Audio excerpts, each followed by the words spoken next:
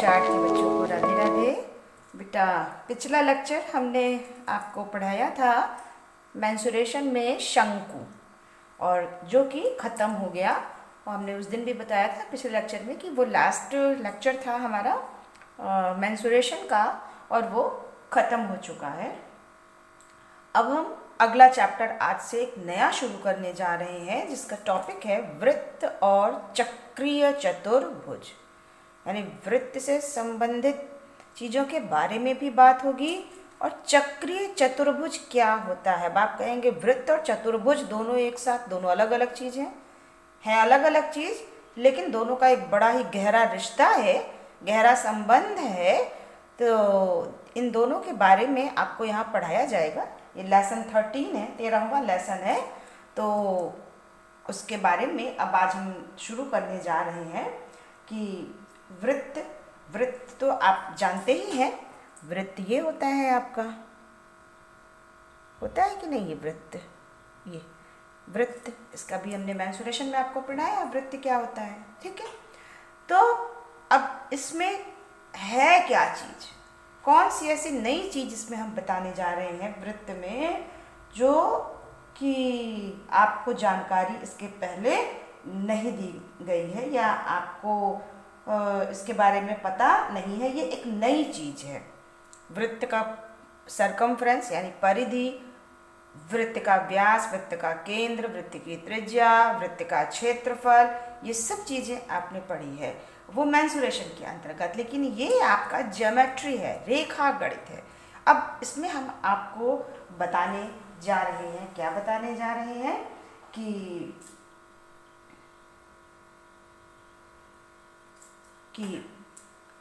ये पहला आपका प्रमेय कहिए या पहली चीज़ जो है, वृत्त के केंद्र से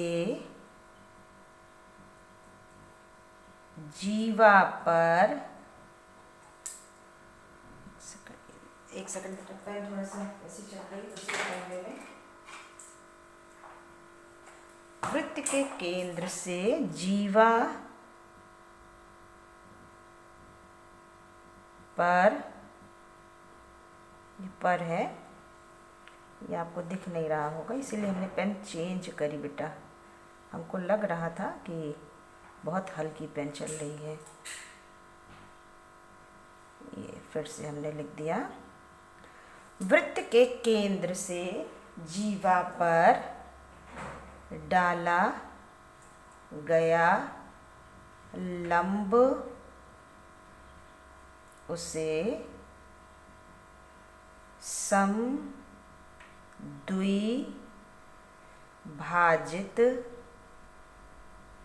करता है। ये चीज हम आपको बताने जा रहे हैं। क्या? वृत्त के केंद्र से जीवा पर डाला गया लंब उसे समद्विभाजित करता है। मतलब देखिए, अब खूब ध्यान से देखिएगा, रेखा गणित बहुत इजी है। आप लोगों ने इसे हवा बनाकर रखा हुआ है, जबकि है कुछ नहीं इसमें, सिर्फ समझना है बेटा। देखिए, ये एक वृत्त है, आप बना लीजिए, ठीक है।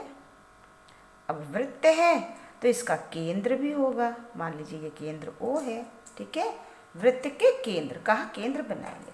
जीवा पर। अब वृत्त में जीवा भी होती है, जो हमने आपको बताई है। कहीं भी कोई जीवा आप खींच सकते हैं, हम ये ऐसे खींच दे रहे हैं। इस जीवा को हमने नाम दे दिया AB, ठीक है। ये AB क्या है? आपकी जीवा है, ये हम लिख दे रहे हैं। जीवा यानी वृत्त की परिधि को दो स्थान पर स्पर्श करने वाली रेखा जीवा होती है। वृत्त की परिधि पर कहीं भी दो बिंदु ले लीजिए और उसको मिला दीजिए, तो जो रेखा बनेगी वो आपकी जीवा होती है, ठीक है। ये सब चीज़ें हमने आपको कक्षा 7 और 6 में सब बताई हुई है। तो ये जीवा, अब इस वृत्त के केंद्र से जीवा पर, ये केंद्र है और ये जीवा है। वृत्त के केंद्र से इस जीवा पर डाला गया लंब, अब आपको रेखा के बाहर बिंदु से लंब डालना सिखाया है कि नहीं। यहाँ पर प्रकार रख करके इस तरह से त्रिज्या लो कि ये दो जगह पर काटे, फिर इन दोनों का आधे से अधिक त्रिज्या लेकर के चाप लगाओ नीचे, हाँ दोनों जहाँ पे कटे फिर उसको मिला दो, वो क्या हो जाता है लंब। वो लेकिन यहाँ पे हमें रचना नहीं करानी है, ठीक है, वो हम मान लेते हैं। रेखागणित में हर चीज़ जो रचना में कंस्ट्रक्शन में हम करते हैं, लेकिन जब हम कोई चीज़ पढ़ते हैं तो हम मान लेते हैं कि ये चीज़ ऐसी है।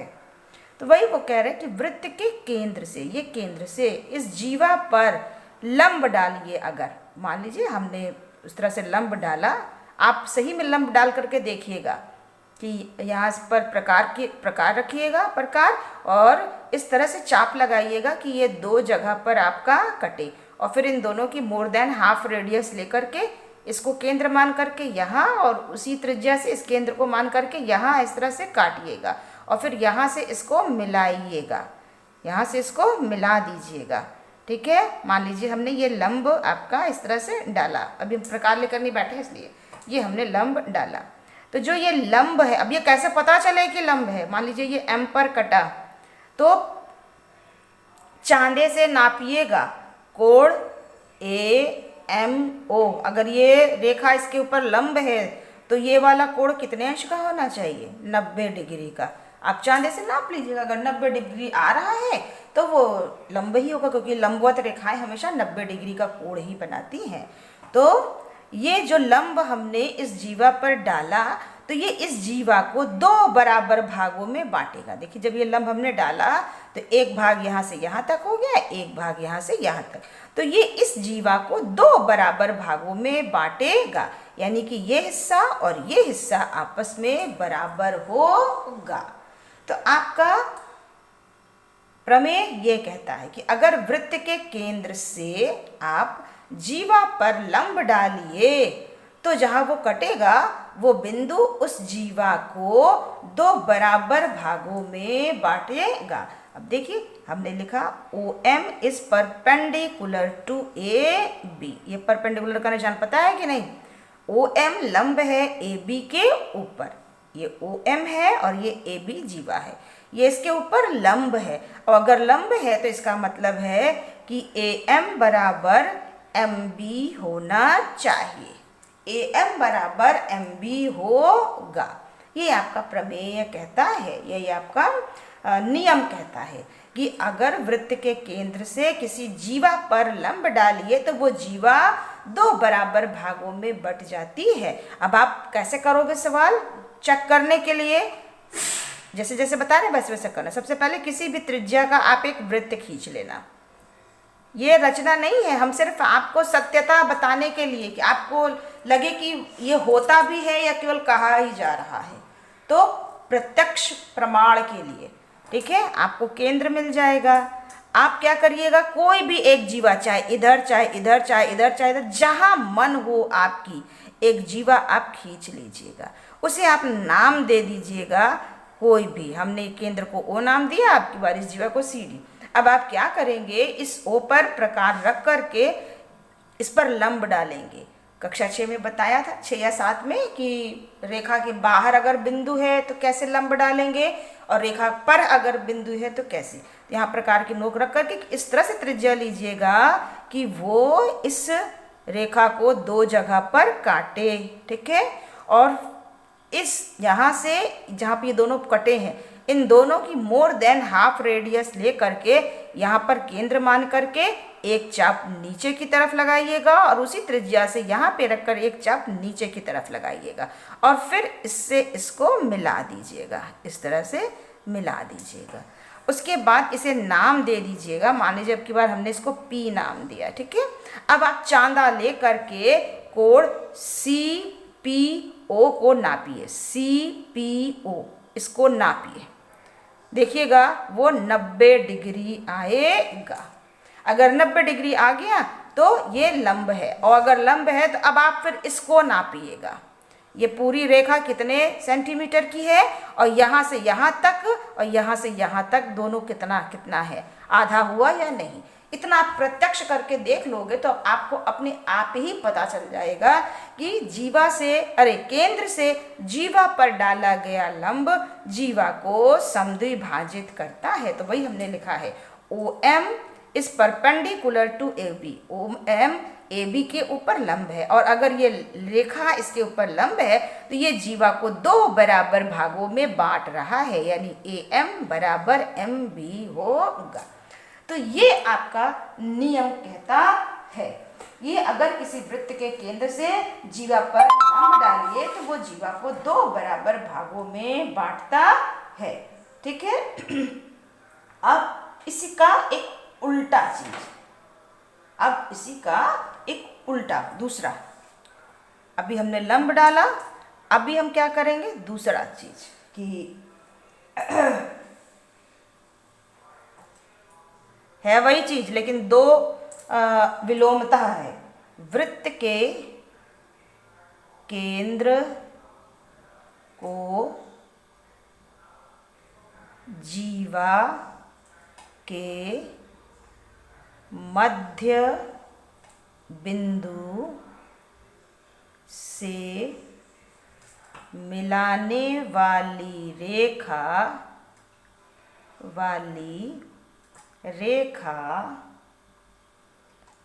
जीवा पर लंब होती है। दूसरी चीज ये कह रहा है कि वृत्त के केंद्र को, सबसे पहले हमने क्या किया, ये वृत्त खींचा, ठीक है, इसका एक हमने केंद्र ये है ओ मान लिया। ठीक है। अब इसी पर हमें कोई जीवा खींच लेते हैं, मान लीजिए ये आर है और ये एस है। ठीक है। अब इस जीवा का मध्य बिंदु निकाल लीजिए। किसी रेखा को दुई बराबर भागों में बांटना आता है कि नहीं? इस रेखा की मोर देन हाफ रेडियस लेकर, इस रेखा की मोर देन हाफ रेडियस लेकर खींचोगे, उसका मध्य, लाइन नहीं खींचना, केवल उसका मध्य बिंदु निकाल लेना ये। ठीक है। अब मध्य बिंदु, जब इसका मध्य बिंदु हमने निकाल लिया तो ये रेखा तो दो बराबर भागों में पहले से ही बट गई, आधा इधर आधा इधर।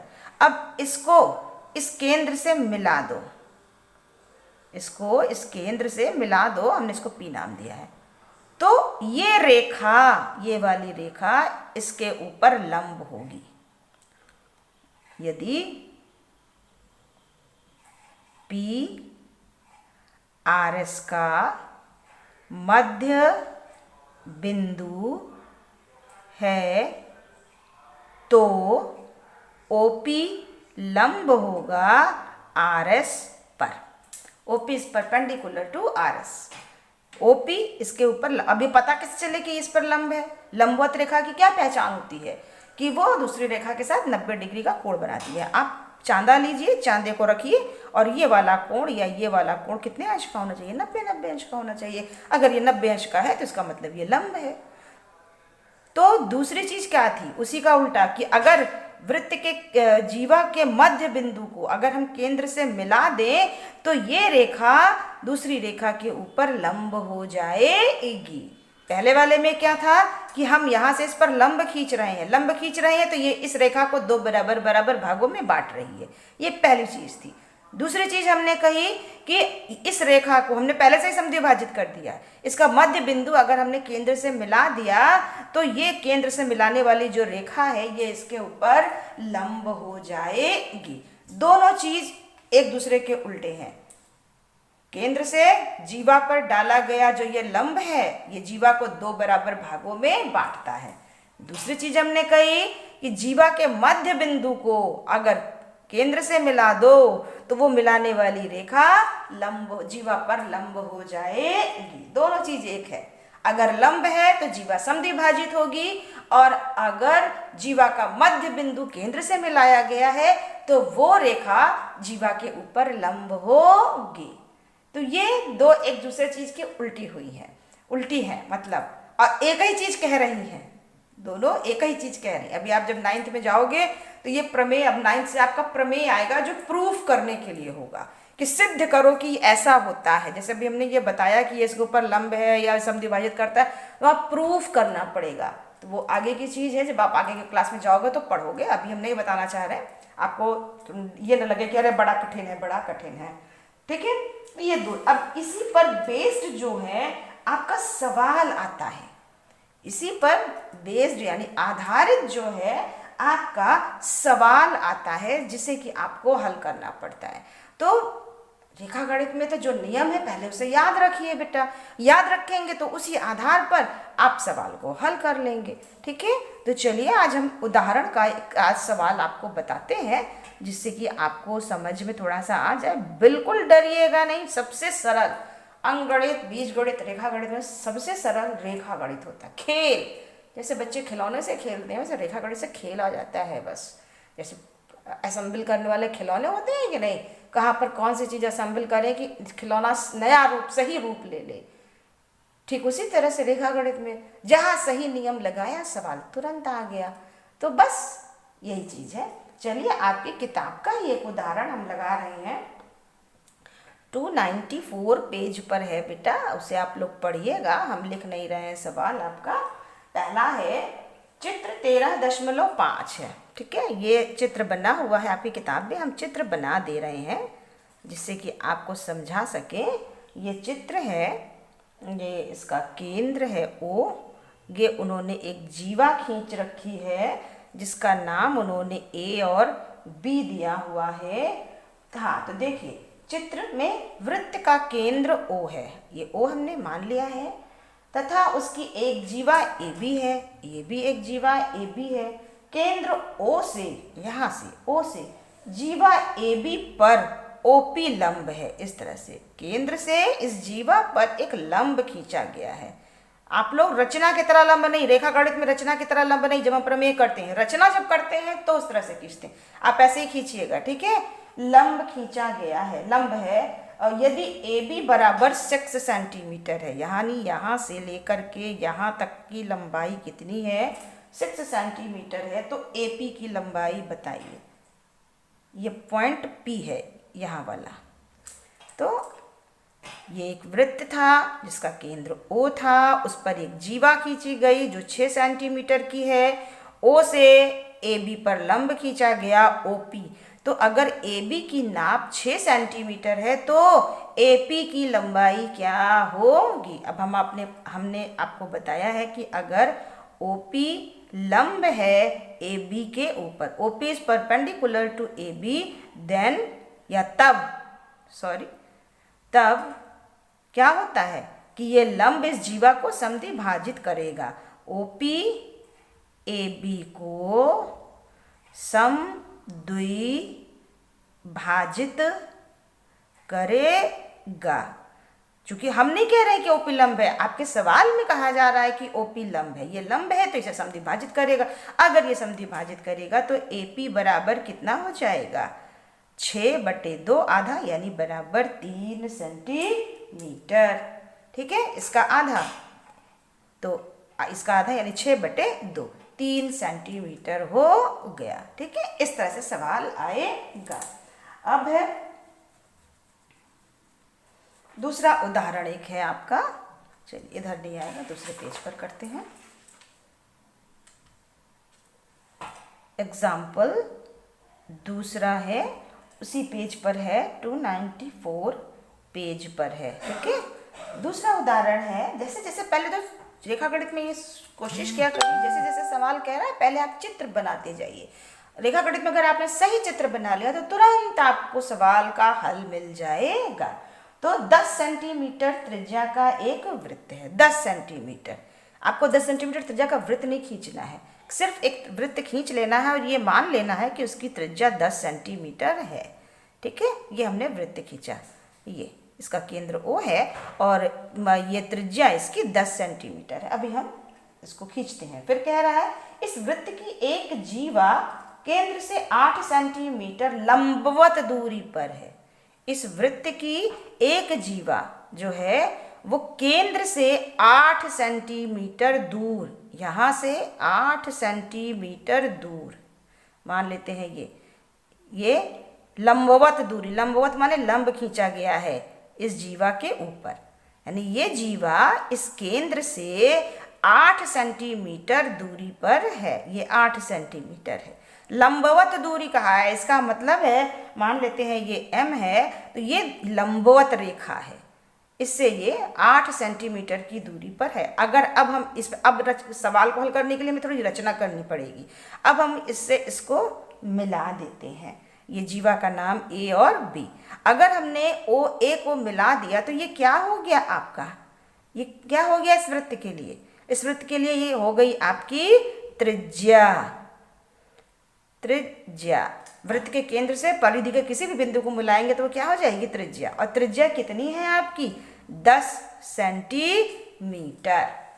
आपका सवाल कह रहा था कि 10 सेंटीमीटर त्रिज्या का एक वृत्त खींचा गया है, हमने खींच दिया, ये वृत्त त्रिज्या है 10 सेंटीमीटर, और वृत्त के केंद्र से 8 सेंटीमीटर दूर, 8 केंद्र है यहाँ से 8 सेंटीमीटर दूर जीव एक लंबवत जीव एक जीवा जो है केंद्र से 8 सेंटीमीटर दूर लंबवत दूरी पर है। तो आपको क्या निकालना है, जीवा की लंबाई, ये जीवा की लंबाई निकालनी है। ए बी बराबर क्या होगा ये आपको निकालना है। तो बस जो हमने नियम बताया है, कह रहे हैं कि ये लंबवत दूरी है, O M is perpendicular to किस पे है, ए बी पर।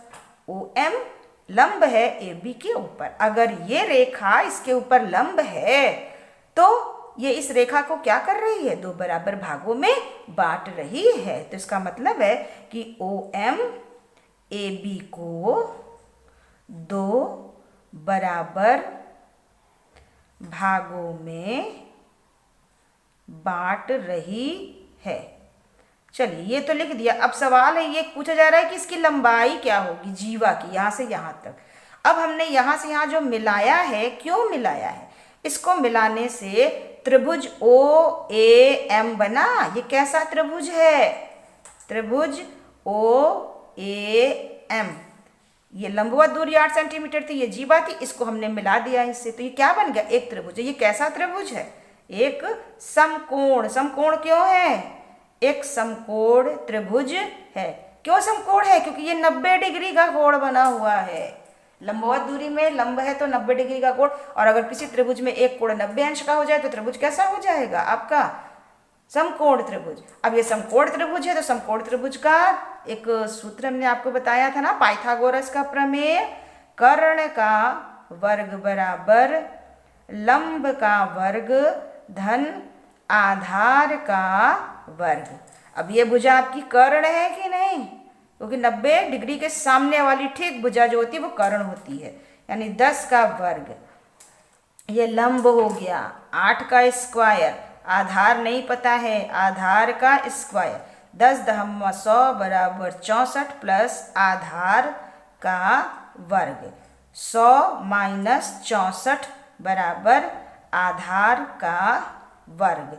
अब इसको घटा दो 100 में से 64 तो 36 आएगा, 36 आएगा। तो आधार कितना हो जाएगा आपका, 6 सेंटीमीटर। यहाँ प्लस माइनस 6 नहीं लिखेंगे क्योंकि लंबाइयाँ कभी भी माइनस में नहीं होती, पॉजिटिव होती हैं, इसलिए यहाँ पर हम प्लस माइनस 6 नहीं लिख रहे हैं। जब हम समीकरण हल करते हैं तो लिखते हैं प्लस माइनस 6। तो यहाँ पर चूंकि दूरी है तो दूरी निगेटिव में नहीं होती है, तो ये आधार 6 सेंटीमीटर, यानी यहाँ से यहाँ तक की दूरी कितनी हो गई, 6। तो जीवा ए बी की लंबाई क्या हो जाएगी, समद्विभाजित है, 6 इधर है तो ये कितना हो जाएगा, ये भी 6 हो जाएगा। तो ए बी की लंबाई क्या हो जाएगी, 12। तो ए बी बराबर 2 × 6 बराबर 12 सेंटीमीटर। तो इस तरह से ये सवाल आपका हल होगा।